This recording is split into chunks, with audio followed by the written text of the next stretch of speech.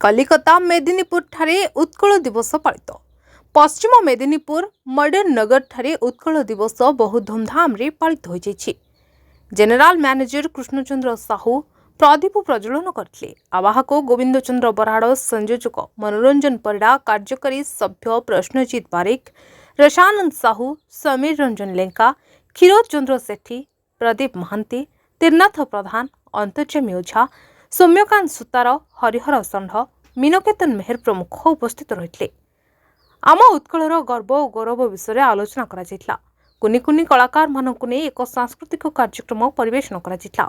पाखापाखि 200 रु अधिक ओडिशा लोक जोग दैथिले एवं मंच को परिचालना करथिले प्रश्नजीत बारिक। ब्यूरो रिपोर्ट, मणिभद्रा खबर। आपण मानकर स्नेह, श्रद्धा एवं भल पाइबा को पाथेय करी मणिभद्रा खबर यूट्यूब, फेसबुक एवं पोर्टाल ले तार सफलता बजाय रखिछि। एहाको आहुरी लोकप्रिय करने को ई पेपर रो शुभारंभ मध्य करा जायछि। आमको यही भली प्रेरणा एवं सहयोग जोगाइबा सहित लाइक, शेयर एवं सब्सक्राइब करंतु। मणिभद्रा खबर, संपर्क जनतार।